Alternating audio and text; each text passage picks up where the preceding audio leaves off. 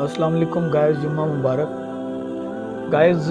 میرے بابا کی جب سے فوت کی ہوئی تو اللہ نے مجھے ہدایت دی کہ میں قرآن ڈیلی نہ ترجمے کے ساتھ پڑھ رہا ہوں۔ تو ابھی 15ویں سپارے پہ میں پھر رہا تھا تو ایک آیت آئی،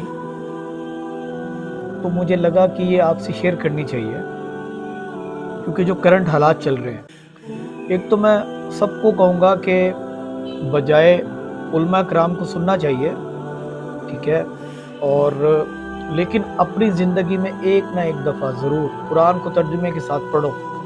آپ کو خود پڑھنا چاہیے کہ ہمارے قرآن میں ایکچولی ہے کیا۔ آپ کو بہت سارے ڈیفرنس نظر آئیں گے کہ جو قرآن میں اصل میں لکھا ہوا ہے اور جو لوگ بتاتے ہیں، وہ اپنے انداز میں اپنے انٹرسٹ کے مطابق چیزیں بتاتے ہیں، بٹ جو قرآن میں لکھا ہے وہ اصل اسلام ہے۔ ایک دفعہ ترجمے کے ساتھ پڑھو۔ اچھا، اب آپ کو پتہ ہے کہ فلسطین پہ کیسا ظلم ہو رہا ہے، ایک بدنصیب اسرائیل کس طرح سے ظلم کر رہا ہے۔ تو اس حوالے سے قرآن کیونکہ نا پورا ضابطہ اخلاق ہے، ہر چیز مینشن ہے اس میں۔ اب یہ دیکھیں، یہ میں جو آپ کو دکھانا چاہ رہا ہوں تو آپ دیکھیں ذرا کہ یہ میں 15ویں سپارے پہ ہوں، یہ بنی اسرائیل، ٹھیک ہے۔ یہاں سے میں چاہوں گا آپ کو پڑھانا،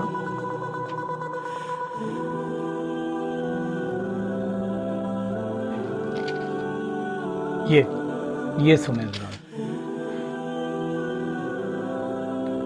جنہیں ہم نے نوح علیہ السلام کی کشتی پر سوار کیا تھا، اور نوح ایک شکر گزار بندہ تھا، پھر ہم نے اپنی کتاب میں بنی اسرائیل کو اس بات پر بھی متنبع کر دیا تھا کہ تم 2 مرتبہ زمین میں فساد عظیم برپا پیدا کرو گے۔ یہ بات سنیں، 2 دفعہ یہ بنی اسرائیل، ٹھیک ہے، اور بڑی سرکشی دکھاؤ گے۔ آخر کار جب ان میں سے پہلی سرکشی کا موقع پیش آیا تو اسے بنی اسرائیل، ہم نے تمہارے مقابلے پر اپنے ایسے بندے اٹھائے جو نہایت زور آور تھے، اور وہ تمہارے ملک میں گھس کر ہر طرف پھیل گئے۔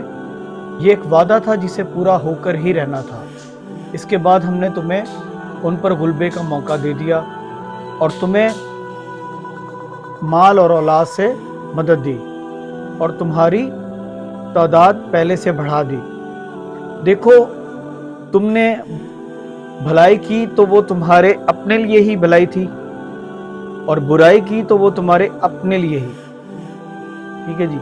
پھر جب دوسرے وعدے کا وقت آیا تو ہم نے دوسرے دشمنوں کو تم پر مسلط کیا تاکہ وہ تمہارے چہرے بگاڑ دیں اور مسجد بیت المقدس میں اسی طرح گھس جائیں جس طرح پہلے دشمن گھسے تھے۔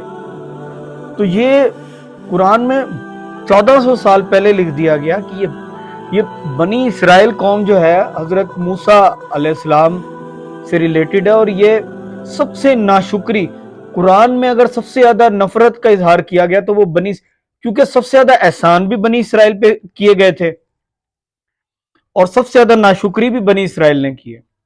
تو میں آپ کو کہوں گا کہ قرآن کو ضرور پڑھو بھائی، یہ پورا ضابطہ اخلاق ہے، آپ کی زندگی میں ہر چیز سکون میں آ جائے گی۔